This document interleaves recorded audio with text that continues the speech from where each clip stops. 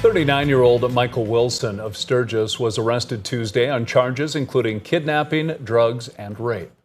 A juvenile female had escaped and reported that she was being held against her will at Wilson's location. After a traffic stop, Wilson fled the area, taking the police on a 90-minute chase before they were able to make the arrest.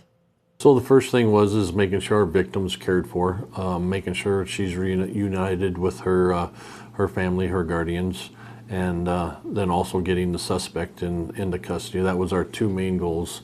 We were able to do that yesterday, so today we're doing some further follow-up. Wilson has a lengthy criminal history involving drugs and violent crimes. Jimmy Ledbetter Jr., who is accused of murdering Angie Scholl last October, was in court again yesterday. At last week's hearing, the state requested that the trial be delayed after finding out that the defense planned to pursue an insanity plea with no expert witness. On Wednesday, the judge said the trial will remain on schedule beginning October 23rd. He said that an expert witness isn't required when it comes to an insanity plea. 5 witnesses also took the stand at the hearing. Those witnesses included Scholl's family members and a detective. Today, the city of Sioux Falls will appeal its case against Johnson Properties, LLC to the South Dakota Supreme Court. KELOLAND News will be live streaming the case. The city of Sioux Falls is disputing the amount of attorney's fees they will have to pay to a property company after the city acquired their land for a construction project. KELOLAND.com reporter Marissa Brunkhorst dug into the case. A preview is available online at KELOLAND.com. Now let's get a check of our weather with meteorologist Scott Munn. Good morning, Scott. Good morning, Travis. Good morning, everybody. Another warm day today, mostly sunny to partly cloudy skies this afternoon. Clouds may be a little thicker during the morning hours in eastern KELOLAND. Temperatures will reach the 70s. Some may hit the low 80s. That happens, probably happen in south central South Dakota. Chamberlain at 80, 81 in winter, 77 today in Sioux Falls, and 76 in Aberdeen. Brian will have more details on your forecast coming up. Thank you, Scott. A familiar voice echoed throughout the hockey arena in Detroit, Michigan last week. Longtime Sioux Falls Stampede public address announcer Randy Preston worked a pair of preseason games for the NHL's Red Wings. The crew there made me feel extremely comfortable. They worked with me to get me pronunciations, to get me just their game day feel. And within probably 10 minutes of actually starting work, I was pretty comfortable with what was going on. Preston has no immediate plans to turn pro, but says he's already been invited back by the Red Wings. He's also slated to be on the mic for his first ever football game this Saturday as Augustana hosts Concordia St. Paul. In Sioux Falls, there seems to be no shortage of good places to find Hispanic cuisine. From food trucks to restaurants, there have been a lot of additions lately, which the South Dakota Hispanic Chamber of Commerce has been happy to see. However, there have been some struggles lately. We are experiencing very low clientele for our restaurants mainly, but it is important that you know that we do exist and that our food's still delicious.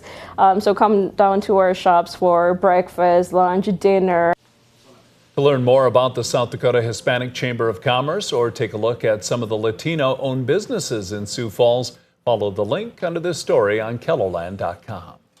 Midco announced a partnership with the Great Plains Zoo for the creation of the Joel H. Floyd Education Center. Joe H. Floyd was the former Midco president who served on the board of the zoo for almost 30 years. Joe also believed deeply in the power of education, and he would have been so proud to support a center like this at the Great Plains Zoo.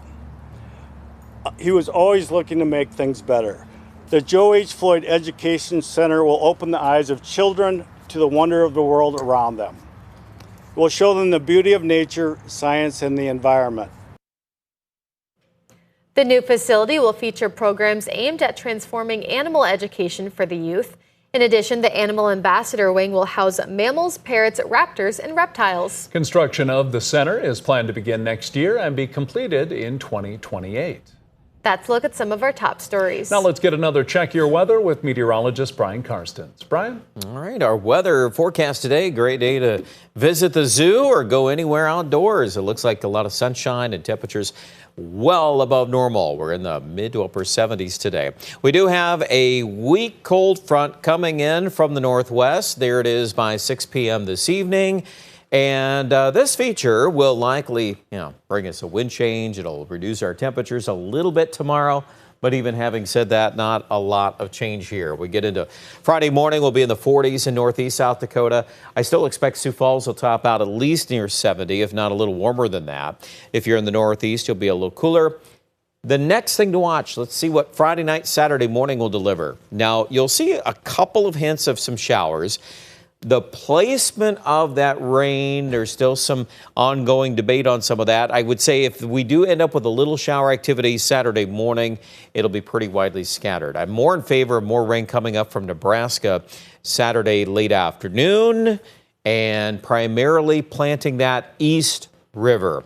I know that's a big deal because a lot of our source regions of the driest weather the past 30 to 60 days is in the southeast. So let's see if we can hold that trend. That's going to be something good to check back in on during the course of the day today. Now, Sunday, we start to feature a cold front. Northwest wind is going to come back, and that's going to set the tone for early next week as we cool the temperature by Monday, Tuesday.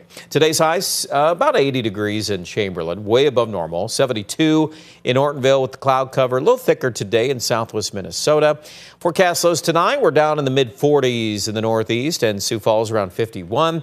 And tomorrow, you notice a difference on the temperature. There are more 60s in the northeast and even Sioux Falls here a little closer to 70 degrees. But I do expect on Saturday, the main driver there is the rain chance with some clouds.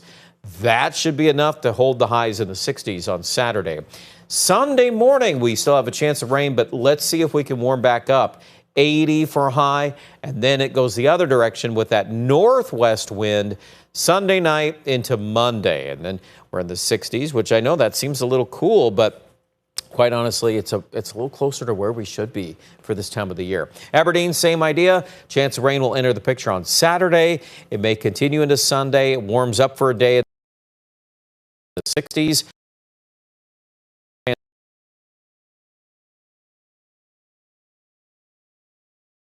Next week, maybe another chance of a little rain by Tuesday. And also it shows up in the Rapid City 7-day forecast.